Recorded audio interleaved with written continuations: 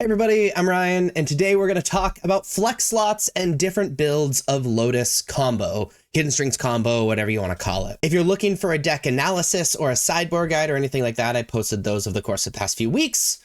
But let's start by looking at the non-flex slots. So these are the cards in the Lotus Combo deck that are stock, that are you essentially like kind of have to play if you're playing this version of Lotus Combo. So notice the main deck is figured out up to 57 cards, and the sideboard has 9 stock cards. So really we're looking for cards to fill the 3 slots in the main deck that are missing and the 6 slots in the sideboard that are missing.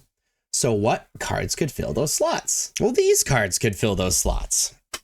So in the 3 slots in the main deck, you have 6 cards to choose from, and in the 6 slots in the sideboard, you have 12 cards to choose from. So let's talk about why you would select any of these cards. Now in the main deck, you could play another soul partition to join the 2 soul partition that are currently stock, just for additional answer to not only aggro, but hate. It's very good against any permanent that can stop our combo. So things like Damping Sphere, maybe Rest in Peace, what have you. Magebane Lizard, maybe. Temporary Lockdown, very good against these aggressive things. Also answers a lot of those permanents that we're afraid of, like I mentioned. Path of Peril mostly is for the aggressive decks, just a different, more permanent way to answer it. There are 2 Balaged recoveries that are not stock. There's currently only 1 being played in the totally stock list. But you could play number 2 and number 3 to not only have more lands, but focus more on the combo. And another Dark Petition can help out with that combo. And so you're going to select 3 of these 6 cards. And then of these 12 cards, you're going to select 6 in the sideboard. So you can pick 9 lives. 9 lives is a really good way to give yourself a little bit more time, especially against the aggressive decks. We've already talked about Temporary Lockdown. Day of Judgment is, again, a permanent, more widespread way to wipe away creatures. Decent against mid-range decks that play cards that Temporary Lockdown can't necessarily hit.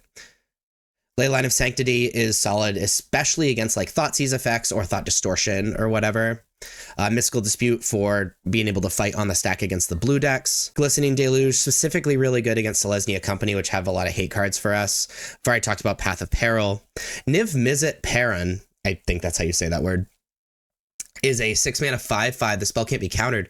When you draw a card, it deals 1 damage to any target. When a player casts an instant sorcery spell, you draw a card. So obviously very good against decks that play a lot of instant sorceries. So like Control or Phoenix or whatever. By doing their thing, we get to fill our hand and eventually combo, and it's a finisher in and of itself.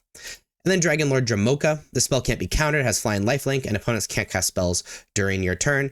Very good against decks that want to play at instant speed or fight what you're doing on the stack. So again, you're going to select 6 of these 12 cards to play in the sideboard, and you're going to select 3 of these 6 cards to play in the main deck to join these 57 cards in the main deck. Let me fix this. And these 9 cards in the sideboard, and then you have your very own modified stock version of Lotus Combo. There you have your very own build of Lotus Combo. If you liked this video, please be sure to like and subscribe. Check me out on social medias. Links are above me and in the description. And as always, thank you so much for watching. I'll see you next time. Bye-bye.